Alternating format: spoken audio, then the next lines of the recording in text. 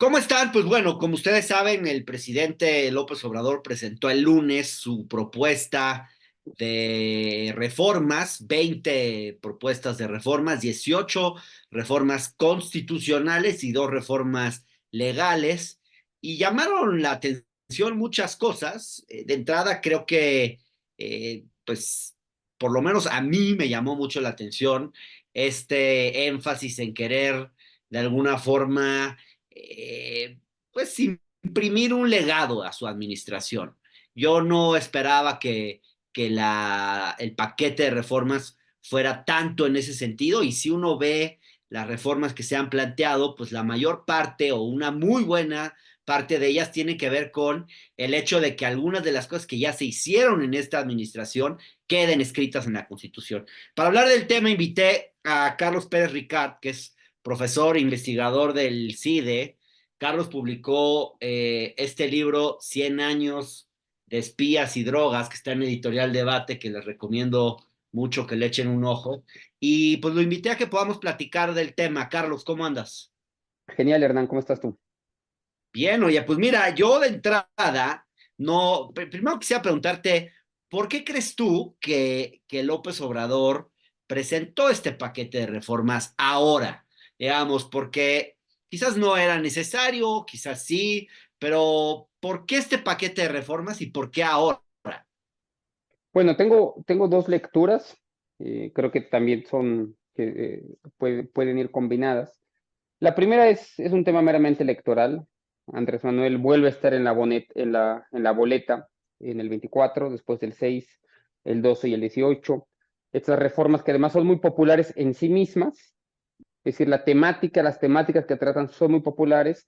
Él aprovecha su popularidad y lleva su impronta a la boleta electoral del 24. Entonces creo que hay una motivación electoral y además no es casual el momento, un mes en el que las candidatas no pueden hablar, no pueden hacer propuestas. Todo el mes de febrero vamos a estar hablando de las propuestas de López Obrador y creo que ponen un brete a la oposición porque no saben muy bien si apoyarlas, si rechazarlas, qué hacer con este paquete de reformas. Es una suerte de dardo envenenado. Entonces, veo la parte electoral.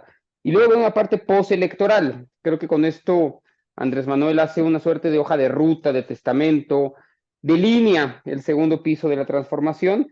Y hay que decirlo también, constriñe el margen de maniobra de Claudia Sheinbaum, porque le dice, son estas 20 reformas, estas son las prioridades, no otras, son estas, y por aquí tiene que ir. Alguien puede decir que los dos modelos, que los dos programas son los mismos, que las agendas son los mismos, pero justamente lo que propone Claudia es continuidad con cambio. Entonces ahí está la pregunta, cuánto va a haber de cambio? Porque ya está claro que va a haber continuidad, pero quién sabe cuánto vaya a haber de cambio. Ahora, ¿realmente tú crees que con estas 20 reformas puedan de alguna forma constreñir a Claudia Sheinbaum? Están preparando un programa, un proyecto alternativo de nación, que es un documento muy extenso, que tiene propuestas en muchos ámbitos. ¿Quién sabe si necesariamente tenga que ceñirse a esas 20 reformas? Eh, no sé, pienso que por ahí lo que va a hacer Claudia en su futuro gobierno no necesariamente tiene que estar definido por estas 20 reformas que propuso López Obrador. Bueno, ella misma se comprometió a llevarlas a cabo durante su presidencia, apoyarlas, a respaldarlas. Y en el momento en que están haciendo los diálogos por la verdad, como yo los leo, perdón, diálogos por la transformación, ¿no? Los Sí. diálogos por la transformación, como yo los leo, son una apertura, ¿no? A la sociedad civil. Es el momento en que Claudia Sheinbaum dice, vamos a recuperar aquellos sectores que no han estado con la transformación, trae a figuras claves, medulares, a Juan Ramón de la Fuente, a Javier Corral, personas que yo respeto mucho, con los que se identifica gran parte de la población. Dice, un poco lo que dice es, vamos a conciliar, ¿no? Así leo yo estos diálogos, y de pronto las reformas del presidente las leo en clave, vamos a radicalizar, vamos a profundizar, ¿no? De hecho, no hace algunas de estas propuestas en los 5 primeros años, y la pregunta es por qué las hace ahora. Y ahora creo que para él viene un momento de radicalización, cuando justamente la campaña, a ver, Hernán, las campañas son el momento en que los candidatos se abren a la sociedad y dicen, a ver, yo soy de todos y soy para todos, y estas propuestas del presidente vienen, desde mi punto de vista, un poquito a tensionar ese discurso. Entonces yo sí veo que va a haber una tensión, no sé cómo vaya a resolverlo Claudia, y también me queda claro como a ti que muchas de estas sí pueden ser compatibles, ¿no? Pero no tengo claro que todas, lo que tiene que ver con la reforma electoral, lo que tiene que ver con la reforma de la justicia, no sé cuán cómodos se sientan en el equipo de Claudia Sheinbaum con estas propuestas.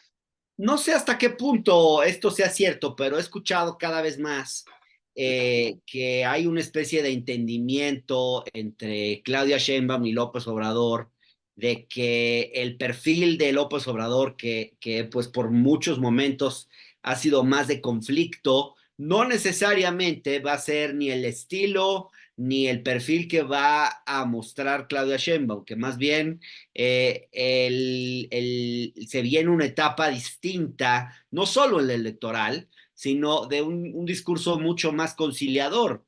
Yo pensando en eso, decía, bueno, quizás este es como uno de los últimos golpes, de alguna forma, no sé si golpe es la palabra, pero a falta de una palabra mejor uso la de golpe, ¿no? Como de decir, bueno, me lanzo con todo esto como para dejar ahí una cierta, pues, para generar polémica, para generar discusión, a sabiendas de que muchos de estos temas no los debe siquiera tomar Claudia Sheinbaum como centrales de su próxima administración. ¿Tú, Yo tú, espero que así tú sea. ves esa posibilidad?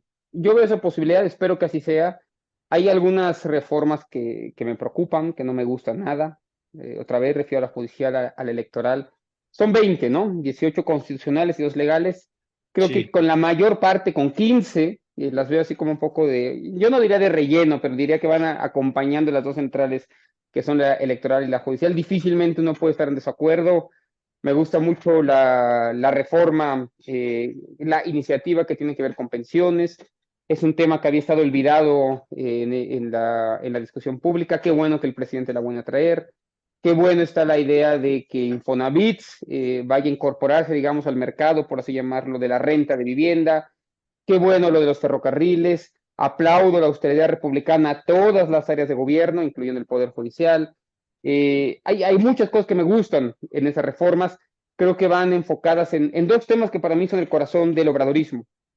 La expansión de derechos, ¿no? Expansión de derechos a los más vulnerables. Véase todo lo que tiene que ver con jóvenes construyendo el futuro, etcétera.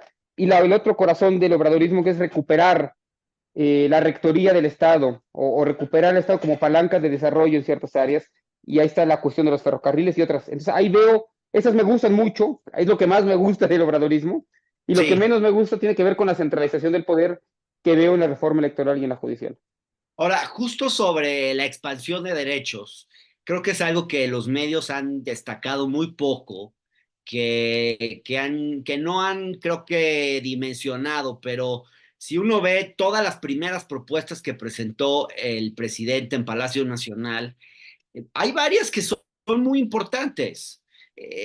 Digamos, toda esta idea, toda esta agenda de convertir en derechos a nivel constitucional programas sociales que fueron creados por este gobierno, me parece de lo más progresista y avanzado, pues, porque justamente de lo que se trata es de que no sean concesiones graciosas de la autoridad, sino derechos que la ciudadanía puede exigir incluso. O sea, el hecho de que sean derechos significa que eventualmente, si tú no tienes garantizado ese derecho, o podrías quizás incluso recurrir, ¿por qué no?, a un tribunal para que te garanticen ese derecho. Hay una obligación de la autoridad de darte ese derecho y hay, digamos, valga la redundancia, un derecho del ciudadano de recibirlo. Y ahí esto me parece una agenda bien interesante. No está, ya estaba pues el programa de atención a adultos mayores en la Constitución, en el artículo cuarto, pero ahora estaría también, creo que las becas Benito Juárez, que no sé si ya estaban o no, pero por ejemplo también Jóvenes Construyendo el Futuro, se establecería el derecho a la capacitación laboral. En el tema Sembrando Vida también se crea ahí un derecho, se reconoce ese derecho. En fin, hay varios rubros en los cuales se crean derechos, pero yo veo que esta estrategia, pues, de avanzar en derechos es mucho más sólida si lo vemos como derechos sociales. Pero ya cuando nos vamos a derechos civiles y políticos, pareciera que esta izquierda está cayendo un poco en la tradición de otras izquierdas de priorizar más lo social que las libertades. Y ahí veo, por ejemplo, que pues estaríamos perdiendo, por ejemplo, en materia de derecho a la información, si se decide acabar con el INAI por completo, porque yo sí estoy a favor de reformarlo, de quitarle presupuesto y otras cosas, pero no de acabar con el INAI, porque nos ayuda a garantizar derecho a la transparencia, derecho a la información. Lo mismo el Coneval, es derecho a la transparencia, derecho a la información. Lo mismo, por ejemplo, el tema que supongo que tú tampoco simpatizas con esta idea de que la Guardia Nacional se someta a la Sedena, porque creo que ahí también perdemos en libertades y perdemos en libertades también en el tema de avanzar en la agenda prohibicionista, ¿no? Esto de prohibir el consumo de fentanilo, limitar la venta de vapeadores, cosa que, bueno, yo pienso que ninguna prohibición sirve y ahí pues pareciera como que un retroceso. ¿Tú coincides en esta lectura como que las iniciativas son mucho más avanzadas en derechos sociales y de alguna forma pudieran ser regresivas en derechos civiles y políticos? Sí, tengo esa misma lectura. Un neoliberal te diría, Hernán, que el sueldo no se sube por decreto, ¿no? Y que en realidad ese tipo de cosas no se decretan, sino que en realidad es el mercado lo que lleva a que se cumplan. Pero me parece que hay mucha evidencia en Europa, en América Latina, que es importante que esos derechos estén en la Constitución y el salario mínimo por encima de la inflación, jóvenes construyendo el futuro y ese tipo de derechos que además son universales, porque a López Obrador se le acusa mucho de ser clientelista, ¿no? De manejar grupos para que voten por él, cuando precisamente lo que está haciendo es decir, eso es para todos, es universal, independientemente del partido del poder que esté ahí. Entonces, a mí me gusta mucho eso, pero coincido contigo, no me gusta nada, por ejemplo, la reforma electoral que va en contra de la pluralidad política.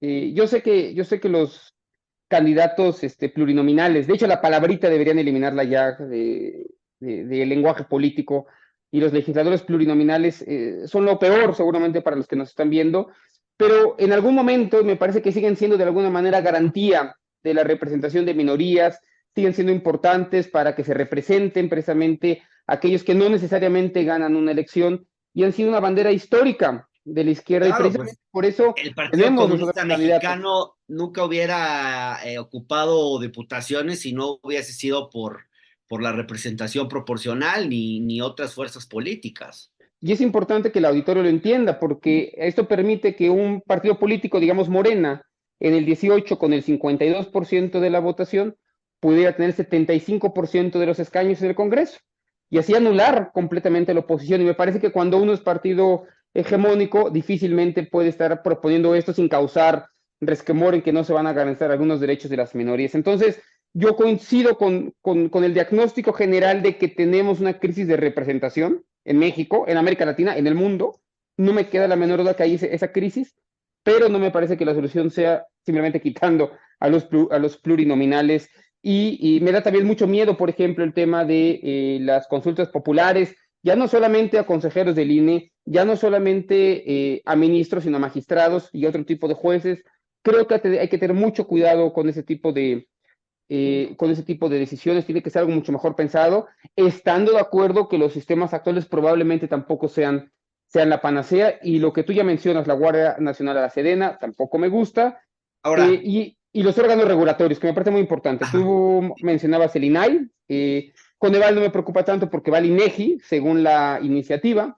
pero hay otras como la COFESE, que es la Comisión de Competencia. Creo que debería ser un órgano técnico, debería seguir siendo un órgano autónomo, y otras más que me parece que no pueden estar en el mismo renglón, ¿no? Que tendría que verse caso por caso en cuáles la autonomía ha servido como puerta giratoria, en cuáles la autonomía ha servido para generar un paraestado y para quitarle poder al Estado mexicano, y en cuáles es necesario para que funcione, digamos, el mercado y se pueda regular el mercado a través del Estado.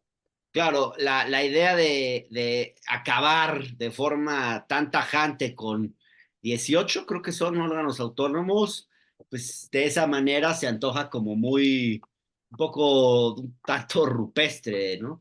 Ahora, ¿cómo ves el tema de la elección de consejeros electorales, ministros de la Suprema Corte, magistrados, jueces? Jueces del tribunal, bueno, más, perdón, los del Tribunal Superior digo, Tribunal Electoral, que son también magistrados, ¿no? Magistrados del Tribunal Electoral del Poder Judicial de la Federación. Todos esos cargos se pretenden elegir por voto directo. Digamos, uno podría, pues, defender el argumento democrático y por otro lado también no sé si coincidas conmigo, pero hay una cierta dosis de demagogia en esto, creo. Yo a veces pienso que estas cosas las propone el presidente nomás para fregar. O sea, está chingando. Lo que quiere es provocar, lo que quiere es generar una discusión, una reacción. Pero a mí me cuesta pensar que una persona tan inteligente como Andrés Manuel López Obrador piense que una cosa así es siquiera viable.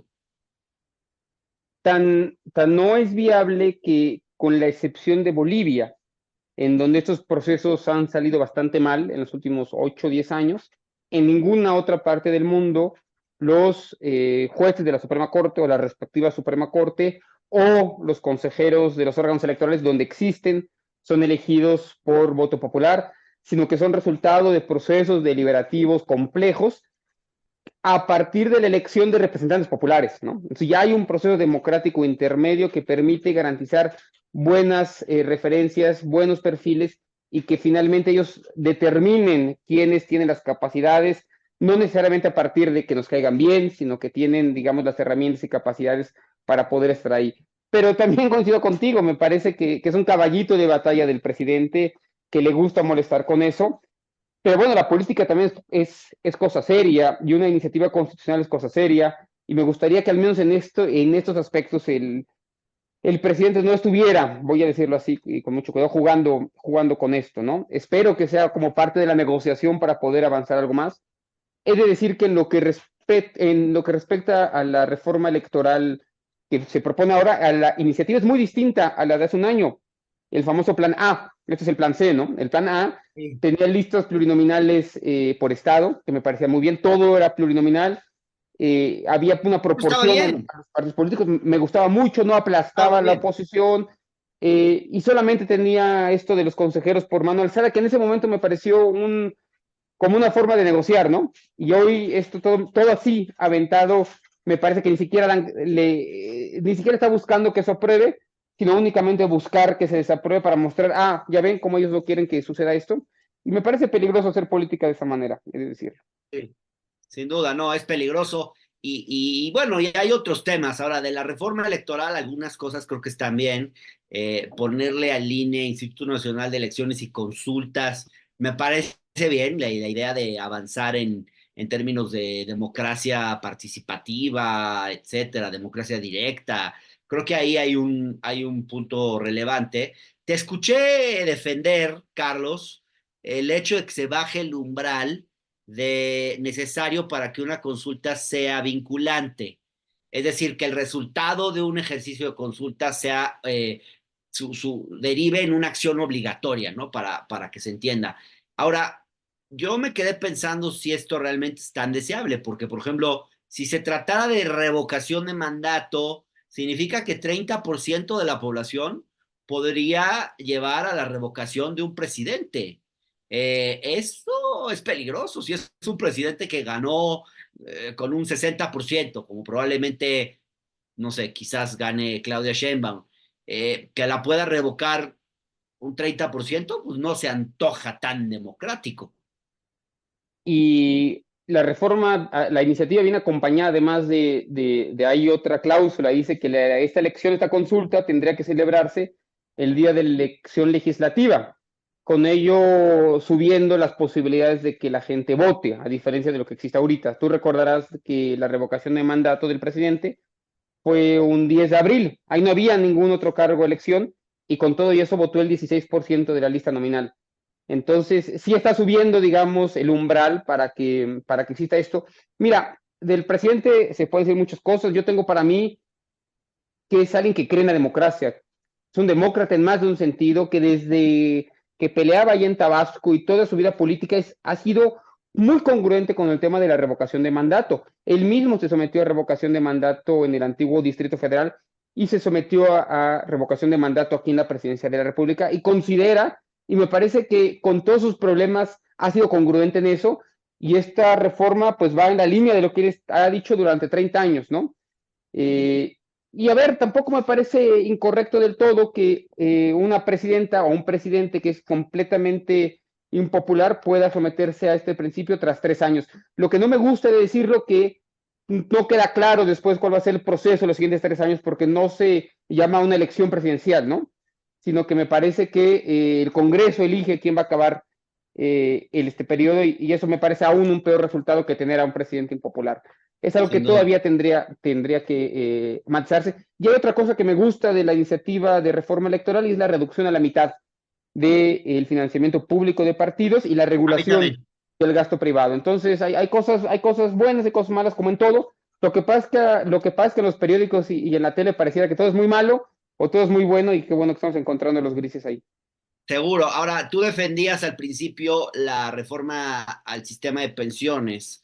Y fíjate que yo defiendo la idea de reformar el sistema de pensiones, pero también creo que se pierde una oportunidad importante de realmente lograr un resultado que beneficie a los trabajadores. De la manera en que está planteada, no la he leído, pero por lo que he visto en líneas generales, pues pareciera una reforma para que no ocurra. Es decir, se está planteando algo tan poco usual como el hecho de que los trabajadores se jubilen con el 100% de su sueldo, de su último sueldo. Eso, hasta donde yo sé, no existe ni en los países de Europa Occidental, ni en los países escandinavos, que creo que a lo más que llegan es a un 70%. Entonces, ¿cómo nosotros podríamos financiar algo así? Y creo que lo que se propone como esquema de financiamiento, pues es un chiste, ¿no? Que un porcentaje salga de las utilidades de las empresas que están llevando los militares y otro porcentaje, creo, de lo que salga el Instituto para devolverle al pueblo lo robado. Me parece que esas eran las dos fuentes de financiamiento. Bueno, para arrancar, ¿no? Pero pues parece chiste, la verdad. No, Parece yo chiste, no lo veo parece una tanto así, reforma Hernán. hecha a la ligera. Fíjate, fíjate que hasta donde entiendo, no he visto las corridas financieras tampoco, está topado a 17,000 pesos, ¿no? Que es el salario medio del IMSS. Entonces, no es que una persona que esté ganando 80,000 pesos vaya a seguir recibiendo su sueldo de 80,000 pesos, Ah, sino que está topado a la población justamente más vulnerable que tiene un empleo formal. Entonces, la comparación, digamos, Escandinavia, Europa, México, no cabe porque justamente estamos pensando en gente que va a ganar menos de $1,000 al mes, a la cual podría alcanzarse eventualmente una tasa de reemplazo, tal vez no de 100%, pero sí alrededor de 60 o 70% con el fondo semilla. Pero insisto, tampoco me queda no, pero es claro un buen dato, es un buen dato. O sea, que vaya a es estar buena topado. para beneficiar a los sectores más desfavorecidos, no a toda la sociedad. Menos de 17,000 pesos mensuales, así es. Ah, bien, bien. No, bueno, en ese sentido creo que, vale, pero aún así se antoja como imposible de financiar, sobre todo sin hablar de una reforma fiscal, tema en el que entiendo que coincidimos tú, yo y muchos, pero que también es poco realista esperar que el presidente va a plantear una reforma fiscal en pleno periodo electoral, aunque quizás sí podría plantear, por ejemplo, un impuesto a las herencias a partir de cierto monto, y eso no tendría por qué ser impopular. O sea, también eso de que no puedes plantear una reforma fiscal en periodo electoral, depende qué tipo de reforma fiscal, pero si de lo que se tratara es de tasar a los más ricos en ciertos rubros, como es el patrimonio, pues quizás sí podría plantearse aún en tiempos electorales. Yo creo que hay mucho margen para eso en realidad. Tal vez, como tú dices, no es inteligente hacerlo en tiempos electorales. Espero que Claudia Sheinbaum lo haga para que se hagan los ferrocarriles y se construyan las viviendas y se garantice el jóvenes construyendo el futuro y todas las cosas que están ahí en las 18 reformas constitucionales y las dos legales, se necesita dinero y ese dinero ya vimos que podía llegar porque creo que el presidente hizo una mini reforma fiscal a partir del cobrarle a los que antes no se les cobraba y ha superado las expectativas el SAT en la cantidad de dinero que ha logrado recolectar a lo largo de los últimos 4 o 5 años pasados, pero ciertamente hay un largo margen de maniobra para que los Salinas Pliego de este país y los Slim y esos que se hicieron ricos además durante la pandemia paguen más de lo que están pagando e incluso los profesionistas, que nosotros también paguemos más para tener mejores para tener mejores servicios, ¿no? Entonces No, yo creo que Carlos, hay un margen nosotros ahí no, para por hacerlo. favor. Tú y Oye, yo sobre todo. y por último está el tema de la reforma judicial. Es un documento extenso, lo estaba leyendo justo antes de iniciar esta conversación, son más de 100 páginas el documento, pero hay dos temas interesantes. Uno es la elección de jueces de distrito, magistrados de circuito, ministros de la Suprema Corte, magistrados del Tribunal Electoral, todo esto por elección universal, que es una cosa, ya lo dijimos, muy rara, muy extraña, que yo creo que no va a pasar jamás, pero quizás derive en una cosa intermedia, un poco más democrática que el tipo de elección que tenemos hoy.